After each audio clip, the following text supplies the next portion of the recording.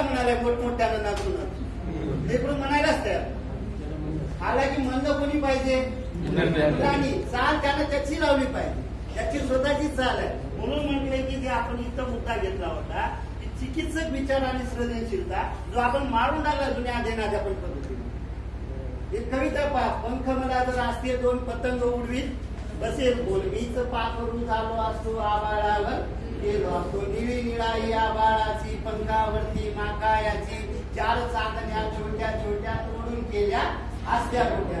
पुढची चिकित्सक होता लेकरांकरिता लिहिली मान्य केली. आणि जर पुढची चिकित्सक नसता सृजनशील नसता तर म्हणलं असतं गोट्या चांदण्याच्या गोट्या होत्या तुझ्या बापन केलं का शहाणा सांगायला आपल्या तुझ्या हातात तरी येते का. कारण हा अनुभव मी विद्यार्थी म्हणून घेतला. कारण आपण बोलू नये या गोष्टी. पण आमच्या वर्गात सर आमचे गावाले आम्ही शिवडीला होतो.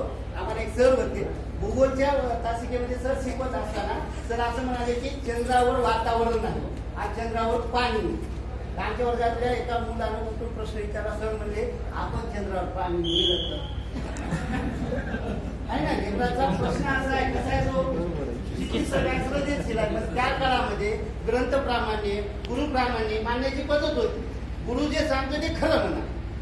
गुरुला पलटून बोलले की झालं. मग सरांना ते अपेक्षित होतं की मी म्हणतोय सरांनी म्हटलं की चंद्रावर काय नाही पाणी नाही. हे म्हणाले की आपण नेलं तर सरांनी त्याचं उत्तर कसं दिलं असेल काय अपेक्षित आहे. सर म्हणजे तू हा बाप देत बसा बापाला नाही चिकित्सक विचार करून काय ते नाही करणार. त्याची आपण चिकित्सा काढून टाकली आणि भारतीय समाज असा झालाय सर आज. का तुम्ही आपण काय सांगतो 2000 वर्षापूर्वी आमच्या भारतात हे होत म्हणजे आमच्या भारताच्या काळात लोकांनी त्या काळात शल्यचिकित्सा केल्या. सुश्रुत चरक वराहमी भगवान गौतम बुद्ध वर्धमान महावीर यांना हजारो रुपये माहित होते. अश्विनी यांनी तर तुमचे मधले हे काय म्हणतात बरगड्या या कुठलंच ऑपरेशन न करता मधल्या बरगड्याचं ऑपरेशन केलेलं जोडून टाके न मारता.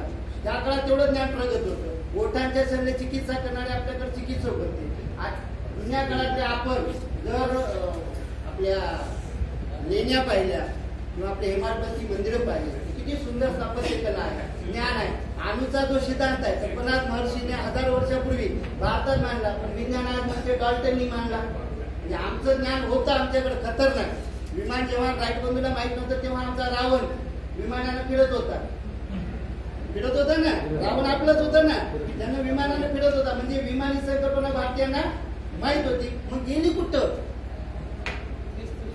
म्हणजे काय झालं की आपण चिकित्सक विचार मुलांचे मारून टाकले. आताही वर्ग आपल्या घरात जर कोणी काय विचारायला लागलं पप्पा हे कसं आहे आपण म्हणून या भारतामध्ये आधुनिक काळामध्ये नोबेल प्राइज किती मिळालेत आपल्याला 150 कोटीचा देश आहे की नाही. किती नोबेल आहे आजपर्यंत भारताला किती नोबेल प्राइज मिळाले किती आहे तुम्ही विचारू नका. म्हणजे उगाच काही आम्हाला काय वाटत सर आता अंदाज तरी किती आहे पण आपल्याला. फिनलँड जर्मनी सारखे देश आपल्या समोर आहे. केवळ 12 नोबेल प्राइज आहेत. त्या 12 मध्ये 3 इंग्रजांच्या काळातले आहेत. पहिलं कधी मिळाले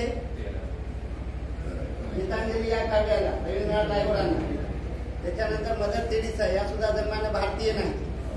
आजच्या आधुनिक काळामध्ये तर 9 मिळाले. कुठं तरी आमच्या शिक्षण प्रणालीमध्ये काहीतरी मिस होते. पण याच प्रणालीतून हजारो सॉफ्टवेअर इंजिनियर निर्माण झाले. याच प्रणालीतून हजारो डॉक्टर झाले. म्हणजे जुनी पद्धत सगळीच वाईट होती असंही नाही. त्यातही काहीतरी चांगलं पण होतं. पण काळानुरूप त्यामध्ये बदल होणं अपेक्षित आहे. म्हणून आजच्या या अध्यापन पद्धतीत मुलांना असे प्रश्न विचारायचे जे कसे असतील चिकित्सक असतील सृजनशील असतील आणि सातत्यपूर्ण आढावा हे या लेखचं वैशिष्ट्य आहे. कंटिन्युअस मुलांचं मूल्यांकन करायचं. मूल्यमापन पद्धत बंद झाली. मूल्यमापन नाही आता काय आले मूल्यांकन आले. तुम्हाला पुढल्या 4 दिवसात याबद्दल डिटेलमध्ये माहिती मिळणारच आहे. म्हणून हा स्तर बदललाय. हा वयोगट जो होता आपल्या या प्रणालीतून बाहेर होता. या नेमचे जे निर्माते आहेत अध्यक्ष डॉक्टर कस्तुरी रंगन यांच्या लक्षात आले की या देशाचा 95% घटक या फरक होता या प्रणालीमध्ये फक्त 5%. कुठं होते ते? कोणाचे लेकर होते? फक्त श्रीमंत लोकांचे. LKG UKG मध्ये म्हणजे 2 उच्च नाफोड त्यांचे लेकर होते. पण शिक्षण हे सर्व समावेशक असलं पाहिजे, सगळ्यांना मिळलं पाहिजे. म्हणून आता या